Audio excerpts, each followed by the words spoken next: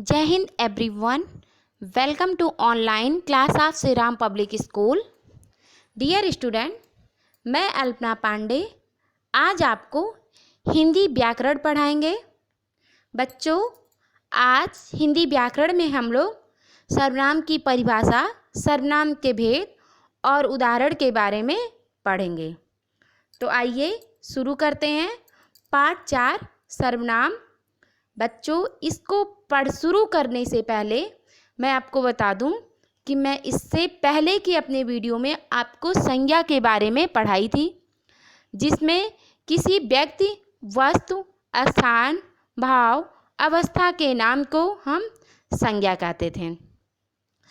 तो बच्चों, संज्ञा के स्थान पर जिन शब्दों का हम प्रयोग करते हैं उसे ही हम सर्वनाम कहते हैं। जैसे राम पुस्तक पढ़ता है। उदाहरण है, अगर राम की जगह हम लिखते हैं वह पुस्तक पढ़ता है, तो वह यहाँ पे सर्वनाम है।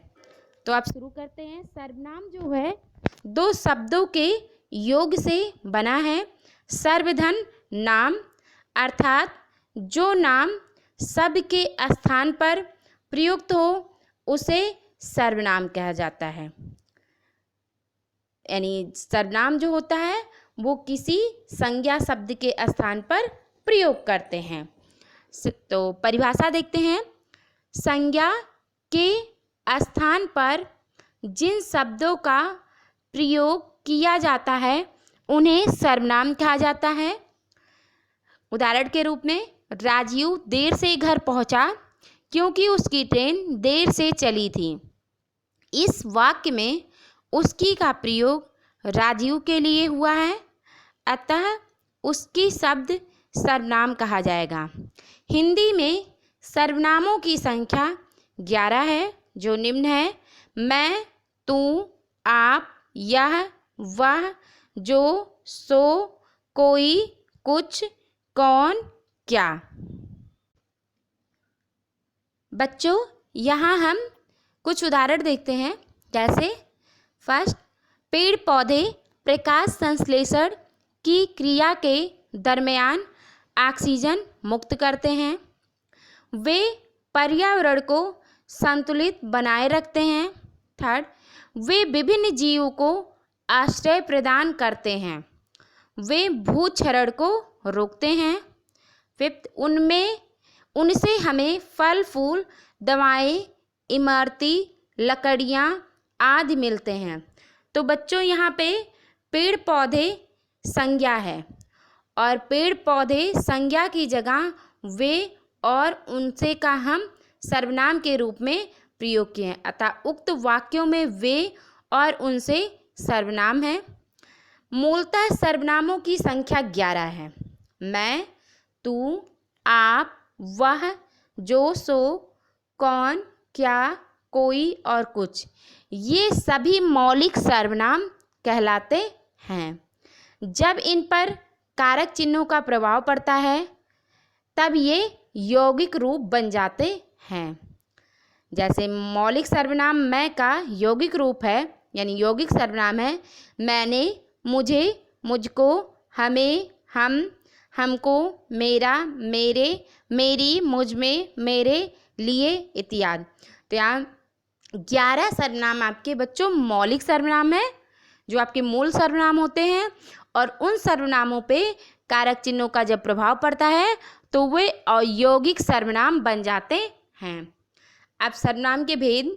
सर्वनाम 6 प्रकार के होते हैं। पहला, पुरुषवाचक सर्वनाम। दूसरा, निजवाचक सर्वनाम। तीसरा, निश्चयवाचक सर्वनाम। चौथा, अनिश्चयवाचक सर्वनाम। पांचवा, प्रश्नवाचक सर्वनाम। छठवां, संबंधवाचक सर्वनाम। नेक्स्ट बच्चों, पुरुषवाचक सर्वनाम। तो जो सर्वनाम वक्ता यानी बोलने वाले, श्रोता सुनने वाले तथा किसी अन्य के लिए प्रयुक्त होता है उसे हम पुरुषवाचक सर्वनाम कहते हैं। जैसे मैं, तू, वह आदि। इन वाक्यों को ध्यान से देखिए। यहाँ पे उदाहरण दिया हुआ है। उसने मुझे बोला था कि तुम पढ़ रही हो। उपयुक्त वाक्यों को ध्यान से देखने पर पता चलता है कि इस वाक्य में 3 तरह के पुरुषवाचक शब्द आए हैं, उसने, मुझे और तुम। अतः स्पष्ट होता है कि पुरुषवाचक सर्वनाम के 3 भेद होते हैं। यानी पुरुषवाचक सर्वनाम के 3 भेद होते हैं। पहला है उत्तम पुरुष, दूसरा मध्यम पुरुष, तीसरा अन्य पुरुष। उत्तम पुरुष वक्ता जिन शब्दों का, वक्ता यानी बोलने वाला जिन शब्दों का प्रयोग अपने स्वयं के लिए करता है उन्हें उत्तम पुरुष कहते हैं। जैसे मैं, हम, मुझे, मैंने, हमें, मेरा, मुझको आदि। मध्यम पुरुष श्रोता यानी सुनने वाला संवाद करते समय जिन सर्वनाम शब्दों का प्रयोग करता है उन्हें मध्यम पुरुष कहते हैं। जैसे तुम, तू, तुमको, तुझे, आप, आपको, आपके आदि। अन्य पुरुष जिस सर्वनाम शब्दों के प्रयोग से वक्ता और श्रोता का संबंध न होकर किसी अन्य का संबोधन प्रतीत होता है वह शब्द अन्य पुरुष कहलाता है। जैसे वह, यह, उन, उनको, उनसे, इन्हें, उन्हें, उसके, इसने आदि। अब बच्चों यहाँ पे देखिए, एक पुरुषवाचक सर्वनाम के संज्ञा की तरह 2 वचन होते हैं। यहाँ पे तालिका में वो दोनों वचनों दिखाए गए हैं। जैसे कारक है तो कारक में हमको 3 कारक देखने के लिए मिलता है, कर्ता, कर्म और संबंध। उत्तम पुरुष, मध्यम पुरुष, अन्य पुरुष। उत्तम पुरुष है एक वचन, बहुवचन। मैं, हम कर्ता कारक का है। कर्म मुझे, मुझको, हमें, हमको। संबंध मेरा, मेरे, मेरी, हमारा, हमारे, हमारी। मध्यम पुरुष है एक वचन, बहुवचन। तू, तुम, तुझे, तुझको, तुम्हें, तुमको, तेरा, तेरे, तुम्हारा, तेरी, तुम्हारे, तुम्हारी। अन्य पुरुष है एक वचन, बहुवचन। यह, वह, ये, वे, इसे, इसको, इसे, इन्हें, इनको, इन्हें, उसको, उनको, इसका, उसका, इनका, उनका, इसके, उसके, इनके, उनके, इसकी, उसकी और इनकी, उनकी। तो बच्चों ये तो था हमारी तालिका, यानी पुरुषवाचक सर्वनाम को संज्ञा की तरह 2 वचन होते हैं जो यहाँ पे हम आप लोग को दिखाए हैं। आगे निश्चयवाचक सर्वनाम। निश्चयवाचक सर्वनाम को संकेतवाचक भी कहते हैं, यानी जो किसी की तरफ संकेत करते हैं। तो जो सर्वनाम निकट या दूर की किसी वस्तु की ओर संकेत करे उसे हम निश्चयवाचक सर्वनाम कहते हैं। जैसे यह लड़की है, वह पुस्तक है, ये हिरन है, वे बाहर गए हैं। इन वाक्यों को देखिए, यह यानी उदाहरण देखिए, यह मेरी पुस्तक है, वह माधव की गाय है, वह राम के भाई हैं। यहाँ यह, वह सर्वनाम शब्द किसी विशेष व्यक्ति आदि को निश्चित संकेत करते हैं, अतः यह संकेतवाचक भी कहलाते हैं। निश्चयवाचक और पुरुषवाचक सर्वनाम में अंतर व समानता। राम मेरा मित्र है, वह दिल्ली में रहता है। ये पुरुषवाचक सर्वनाम का उदाहरण है। ठीक है, पुरुषवाचक में अन्य पुरुष का है। यह मेरी गाड़ी है, वह राम की गाड़ी है। यह निश्चयवाचक सर्वनाम का है।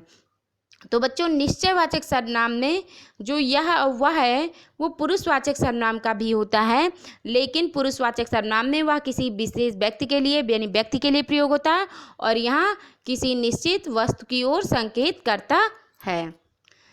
थर्ड है अनिश्चयवाचक सर्वनाम। जिस सर्वनाम से किसी निश्चित व्यक्ति या पदार्थ का बोध नहीं होता है उसे अनिश्चयवाचक सर्वनाम कहते हैं। जैसे बाहर कोई है, मुझे कुछ नहीं मिला, कोई आ रहा है, दरवाजे पर कोई खड़ा है, स्वाद में कुछ कमी है। तो कोई और कुछ सर्वनाम शब्दों में किसी घटना या किसी के होने की प्रतीत हो रही है किंतु वास्तविकता निश्चित नहीं हो रही है, अतः यह अनिश्चयवाचक सर्वनाम है। यानी कोई और कुछ जो है वो आपका अनिश्चयवाचक सर्वनाम है। फोर्थ है संबंधवाचक सर्वनाम। जो सर्वनाम किसी दूसरी संज्ञा या सर्वनाम से संबंध दिखाने के लिए प्रयुक्त होता है उसे हम संबंधवाचक सर्वनाम कहते हैं। जैसे जो करेगा सो भरेगा, यहाँ जो सो आपका संबंधवाचक सर्वनाम है।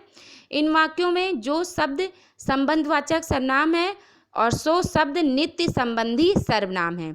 अधिकतर सो लिए वह सर्वनाम का प्रयोग होता है। इन वाक्यों को देखिए, यानी उदाहरण जो कर्म करेगा फल उसी को मिलेगा, जिसकी लाठी उसकी भैंस, जैसा कर्म वैसा फल। तो जो, उसे, जिसकी, उसकी, जैसा वैसा, इन सार्वनामिक शब्दों में परस्पर संबंध की प्रतीत हो रही है और ऐसे शब्द जो होते हैं वो संबंधवाचक कहलाते हैं। नेक्स्ट फिफ्थ, प्रश्नवाचक सर्वनाम। जिस सर्वनाम से किसी प्रश्न का बोध होता है उसे हम प्रश्नवाचक सर्वनाम कहते हैं। जैसे तुम कौन हो, तुम्हें क्या चाहिए। इन वाक्यों में कौन और क्या शब्द प्रश्नवाचक सर्वनाम है। कौन शब्द का प्रयोग प्राणियों के लिए और क्या का प्रयोग जड़ पदार्थों के लिए होता है। जैसे कुछ और वाक्य देखिए, तुम क्या कर रहे हो, क्या राम पास हो गया, मास्टर जी का क्या नाम है, वहाँ कौन खड़ा है, यह काम कैसे हुआ। यहाँ पे क्या, कौन, कैसे आदि सर्वनाम शब्द प्रश्नवाचक कहलाते हैं। निजवाचक सर्वनाम। जो सर्वनाम तीनों पुरुषों यानी उत्तम, मध्यम और अन्य में निजत्व यानी अपनेपन का बोध कराता है उसे निजवाचक सर्वनाम कहते हैं। जैसे मैं खुद लिख लूँगा, तुम अपने आप चले जाना, वह स्वयं गाड़ी चला सकती है। उपर्युक्त वाक्यों में खुद, अपने आप, स्वयं शब्द निजवाचक सर्वनाम है। जैसे उदाहरण, मैं अपना काम स्वयं करता हूँ, मेरी माता भोजन अपने आप बनाती हैं, मैं अपनी गाड़ी से जाऊँगा, मैं अपने पिताजी के साथ जाऊँगा। यहाँ पे अपना, अपनी, आप, जिस सार्वनामिक शब्दों से अपने या अपने तो का बोध हो उसे निजवाचक सर्वनाम कहते हैं। तो अपना, अपनी, आप, स्वयं, खुद, ये निजवाचक सर्वनाम है। बच्चों, इन सभी टॉपिकों पे प्रश्न बनाकर आप अपनी उत्तर पुस्तिका में लिखिएगा। Thank you and have a nice day.